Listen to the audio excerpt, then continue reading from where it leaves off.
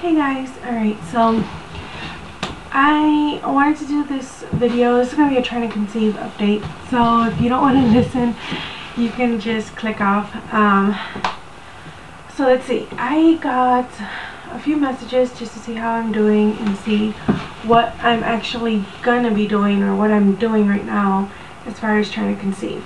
Now, the last time I did a video, I think it was earlier in the week, I had let everybody know that I'm not charting, temping, anything like that,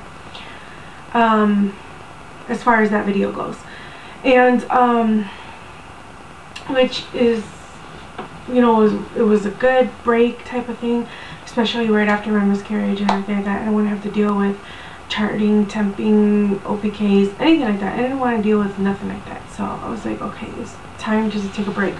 Well, lately I've just been really thinking about charting and temping again because of the fact that, you know, once I do get pregnant, God willing that I get pregnant again, I have to, you know, get on the heparin, I have to get on the progesterone, I have to get on this and that, you know, I have a lot of things that I need to do. I was wondering if I should just, I don't know, I've just been thinking back and forth, I'm like, oh my god, I was like, do I chart this month? Do I just do OPKs this month? What do I do? And I'm like, oh, I've just been racking my brain like non-stop. It's hard because I have never done this like this right soon after miscarriage. Well, because you guys know it took me 5 years to get pregnant, between my last miscarriage and this, or my second miscarriage and my last miscarriage, 5 years. And so it's like, you know, emotionally I don't want to do the OPKs, the ovulation tests. I don't want to do them emotionally because I know that I'm gonna start crying, you know, if something didn't happen, you know, if it didn't happen like I did before. And of course, like I did this cycle when I had, when was it, if you follow my blog, it's TTC 4, the number 4, too long, TOOLONG.blogspot.com. I'll put a link to the blog down below. I want to say it was like Thursday or Friday I had taken a pregnancy test. No, it was Wednesday, and it came up negative. And then cycle day 1 started on Thursday. Thursday, Friday, Saturday. Yeah, because I'm on cycle day 4.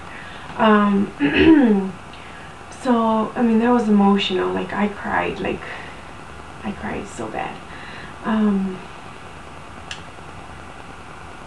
I don't know, it hit me really hard because I'm like, well, you know, I was like, last time I miscarried, you know, between the first and second miscarriage, I'm like, it was in May, I miscarried, and then I got pregnant in September like that. I mean, without even trying. One time that we did something, you know, and then this year, like, this time around it didn't happen, and I'm like, and now that it's October, and I'm like, you know, by now I would have been 26 weeks, I would have been almost 27 weeks, I would have been this, I would have been doing that, I would have had my crib by now, like, everything. And I don't know, I guess I'm just trying to get some insight. I don't know how, I don't know if I should start the OPKs, I don't know what I should do. The 19th, I want to say it's the 19th. Yeah, I think it is the 19th because the Sunday's the 17th. Is when our classes start, or our counseling sessions start with, what is it, footprints on our hearts or something like that. Footprints, I think it's just called footprints something. So that starts on the 19th, and I'm kind of, I don't know how to explain it. I don't know what's to be expected. I don't know. As you guys know, October 15th is the, or some of you guys may know, the Pregnancy and Infant Loss Awareness Day. So at 7 p.m., you know, whatever time you are, 7 p.m., you light a candle, you leave it lit for an hour, and we're gonna do that. And I don't know, I think that my thinking behind this stuff has to do a lot with, this is the month that, you know, that you know, you try to raise the awareness of AIDS. This is the month that, you know, I start those sessions with my husband, and it's, I don't know, it's really hard because it's, no matter what I do, no matter like how happy I can be in one day, it will never take away like the emptiness that I feel inside, especially because I look at my husband's face and I'm like, you know, by now we would have knew the sex of the baby, we would have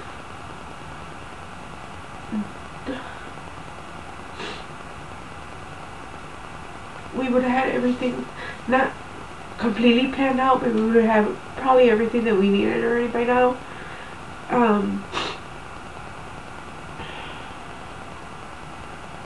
And it's just very, very hard. I had someone send me a message saying that it took what did she say? She was frustrated, and it's taken her two or 2.5 years to try to conceive, and she said she's frustrated, she can't handle it anymore, she feels like she's the only one, and stuff like that. And I sent her a message back and I let her know, you know, you're not the only one, believe me, you're not the only one. I was like, I felt that way for 5 years, you know, over 4 years, and then I found YouTube, and then I seen that it was out there, and, you know, I guess you can say I'm one of the veterans. I'm one of the ones that been at it longer than some, and it's just a little bit harder because you start seeing others around you that, you know, it took one girl, she was on my Facebook, and it took her, I want to say like 3 months to conceive. And when she had announced that she was 3 months, and it took forever, it was the longest wait I ever had to do. As soon as I seen that status, I deleted her. She was just from YouTube, so I deleted her, and I'm like, you know, I really don't need to see that, especially, you know, so fresh from my miscarriage. And September 21st was the anniversary of our, you know, 5-year anniversary of our second angel's miscarriage. So it's, I was like, you know, like 5 years later, still fighting the big battle, still fighting in empty arms, empty wombs, empty cradle, empty all, you know, it's hard. And I don't know, I guess I'm just asking to see, what is your guys' insight? What would you guys do? Would you guys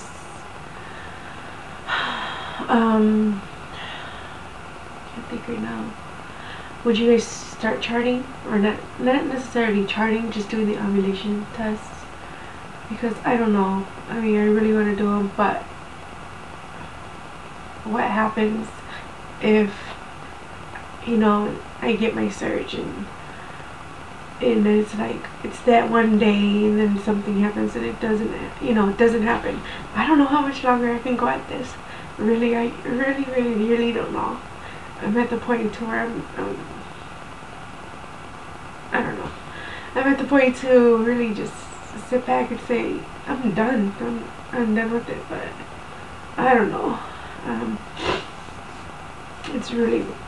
It's a hard decision, because for as long as I can remember, I've always wanted to have a family. And my husband and I were just sitting at the table yesterday, and he was eating dinner, and I was just sitting there, and we were talking, and I was like, oh, you know, I remember we were boyfriend, girlfriend, and, you know, we were just dating, and we were just bringing back memories, and then all of a sudden, like, it changed from memories to being like, who would have thought 7 years ago we would be in where we're at right now, you know? who would have thought that we would be still trying? And I don't know. It's, I don't know. And then that happy moment just turned sad. And, it was really hard. It was the hardest thing. And then to see that pain in my husband's eyes, it was really hard. So I don't know. So for those of you guys that have just been messaging me and stuff like that to see how I'm doing, thank you. Sorry I haven't gotten back to everybody. It's been an emotional roller coaster.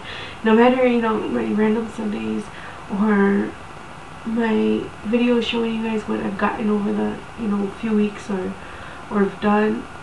I mean, those, I can honestly tell you, I mean, sometimes it is hard to paint a smile on your face, and that's how I feel. I feel like it's just a fake smile, because in the back of my mind I start thinking, you know, this, you know, if I didn't miscarry the first time, my baby would be this long.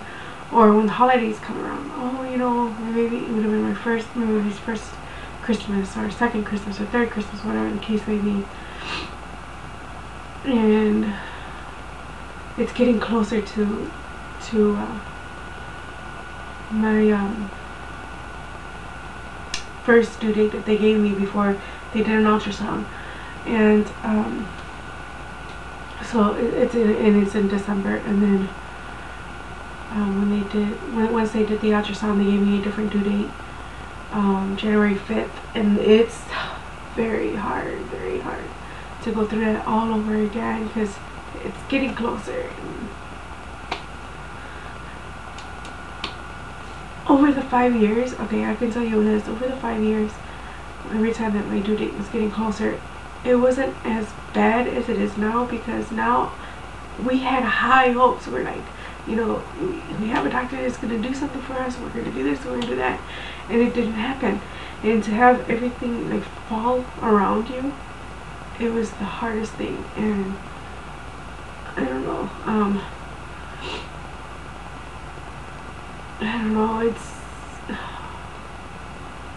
it is very hard, because especially because it's so fresh, and we never got to hear our heartbeat.